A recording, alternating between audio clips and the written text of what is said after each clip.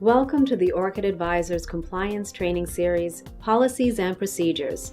Overview. How is importation regulated?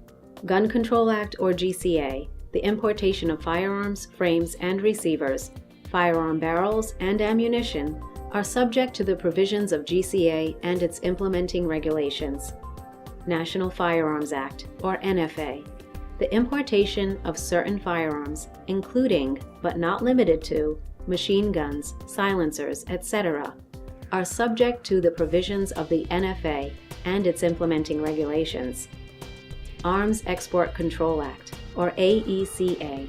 The importation of defense articles on the U.S. munitions import list are also subject to the provisions of the AECA and its implementing regulations. Certain policies and procedures are required prior to the importation of firearms, ammunition, and implements of war. First, in order to engage in the business of importing firearms or ammunition for resale, it is necessary to obtain a federal firearms license as an importer. There are two types of importer licenses. A Type 8 license is for an importer of firearms other than destructive devices, or ammunition for firearms other than destructive devices, or ammunition other than armor-piercing ammunition. The cost is $150 for 3 years. A Type 11 license is for an importer of destructive devices, ammunition for destructive devices, or armor-piercing ammunition. The cost is $3,000 for 3 years. It is also recommended that state and local authorities be contacted to ensure compliance with their requirements for conducting a firearms business. An overview of the import process. In order to obtain approval from ATF to import firearms and ammunition in the United States, an approved import permit is required. ATF Form 5330.3A or Form 6, Application and Permit for Importation of Firearms, Ammunition, and Implements of War, is required to import these articles into the country and allows the importation of the articles listed in the form. A permit is valid for 2 years from its approval date. In addition, in order to get these articles released from Custom and Border Protection custody, ATF Form 5330.3C, Form 6A, Release and receipt of imported firearms, ammunition, and implements of war must be completed and approved. Considerations when importing NFA firearms. In order to import NFA firearms, machine guns, destructive devices, short-barreled shotguns, etc., it is necessary to register and pay a special occupational tax. The registration process or regulations include completion of ATF Form 5630.7, Special Tax Registration and Return National Firearms Act. There are 2 tax classes with different rates and tax codes for importers.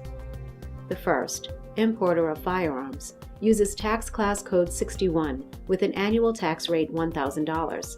The second, importer of firearms reduced, for importers with gross receipts less than $500,000 in the most recent tax year, uses tax class code 71 with an annual tax rate $500. An applicant is also required to have an Employer Identification Number, EIN. The special occupational tax is paid annually, and the tax year runs from July 1st through June 30th.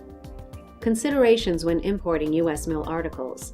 In order to import articles on the U.S. mill for resale, it is necessary to register with ATF as an importer of U.S. mill articles. The registration process includes completing ATF Form 5330.4, application to register as an importer of U.S. munitions import list articles in duplicate, signing both copies. Original signature must be on both copies.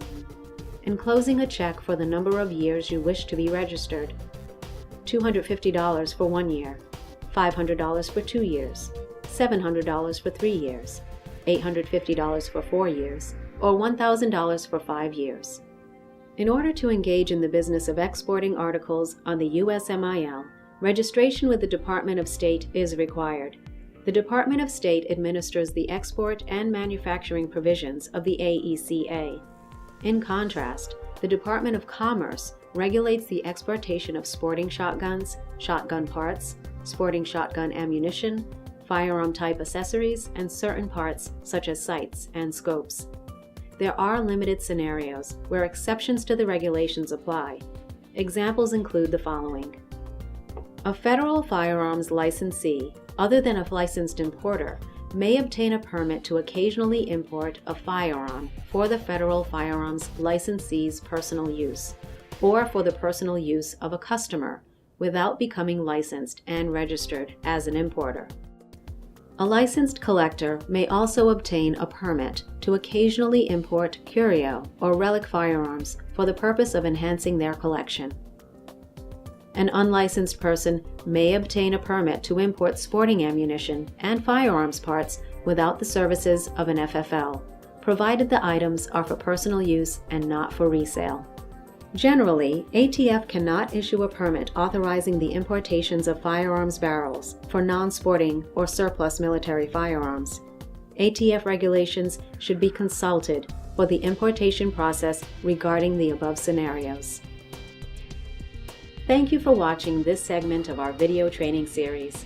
Viewers are encouraged to seek professional advice prior to assessment, implementation, or execution.